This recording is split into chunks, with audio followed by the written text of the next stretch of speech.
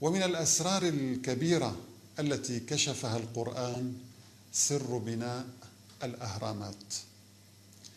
فهذه الصروح العملاقة والتي بناها الفراعنة قبل آلاف السنين لا زالت سرا غامضا استعصى على العلماء طيلة سنوات طويلة. فقد حاول كثير من الباحثين إعطاء تفسير لسر بناء الأهرامات. فكيف استطاع الإنسان حمل حجارة تزن عدة آلاف من الكيلوغرامات ورفعها لمسافات عالية؟ الهرم يبلغ ارتفاعه أكثر من 100 متر، وهناك الهرم العظيم هرم خوفو يبلغ ارتفاعه بحدود 146 مترا. فكيف تمكن الإنسان من حمل هذه الحجارة لهذا الارتفاع العالي؟ وكيف تمكنوا من صقل أسطح هذه الحجارة بشكل ناعم جدا لتتطابق مع الحجارة الأخرى دون ترك أي فراغات؟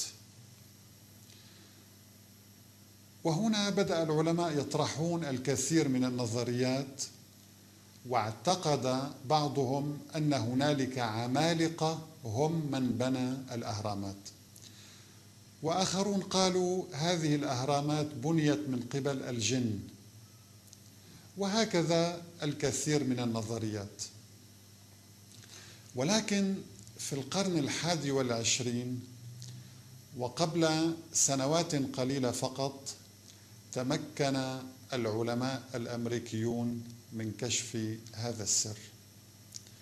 لقد قام بعض العلماء بأخذ عينات من حجارة الهرم الأكبر وذهبوا بها إلى الولايات المتحدة الأمريكية وأخضعوها للتحليل المخبري بواسطة المجهر الإلكتروني. والمجهر الإلكتروني يقوم بتكبير الصورة لأكثر من 100,000 مرة. وكانت المفاجأة لهؤلاء العلماء أنهم وجدوا أن الحجارة التي صنعت منها الأهرامات حجارة غير طبيعية، إنما مصنوعة صناعة يدوية. فقد لاحظوا وجود كمية من الماء داخل هذه الصخور أو هذه الحجارة نسبة أعلى من الحد الطبيعي، ووجدوا فقاعات هواء أيضا. هذه الفقاعات تدل على أن هذه الحجارة تجمدت بسرعة، أي أنها حجارة غير طبيعية. وكانت نتيجة هذه الأبحاث الطويلة أنهم خرجوا بنتيجة تقول إن الفراعنة قاموا ببناء الأهرامات من خلال صب الطين في قوالب خشبية، أي أنهم استخدموا الطين لهذا الغرض. ولكي يضمن الفراعنة إعطاء الشكل والصلابة لهذه الحجارة فقاموا باستخدام الحرارة أيضا. ولذلك فقد خرج العلماء بحقيقتين، وقد تم نشر هذه الحقائق على كبريات المجلات الأمريكية والأوروبية، ونال هذا البحث اعتراف الكثير من علماء الغرب.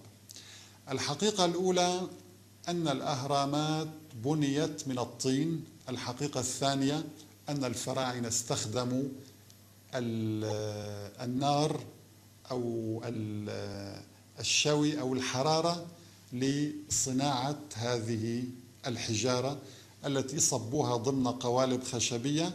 فكان العامل لا يحتاج لرفع حجر يزن 5 طن مثلا، إنما كان يرفع القليل من الطين ثم يضعها ضمن القالب الخشبي وينتظر حتى تتصلب هذه المواد، ثم يصبون حجرا آخر، وهكذا حتى يكتمل بناء الهرم.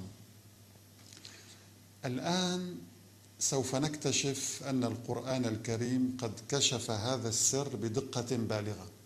يقول تبارك وتعالى: وقال فرعون يا أيها الملأ ما علمت لكم من إله غيري فأوقد لي يا هامان على الطين فاجعل لي صرحا لعلي أطلع إلى إله موسى وإني لأظنه من الكاذبين.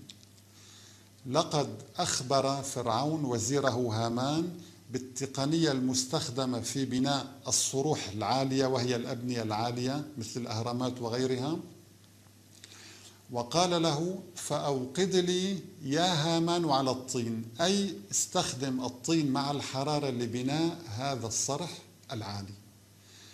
وسبحان الله، هذا السر الذي بقي آلاف السنوات كشفه العلماء قبل سنوات قليلة في الولايات المتحدة الأمريكية، ولكن القرآن الكريم كشفه لنا قبل 14 قرنا، لتكون هذه الآية دليلا على صدق هذا القرآن ودليلا على صدق رسالة الإسلام.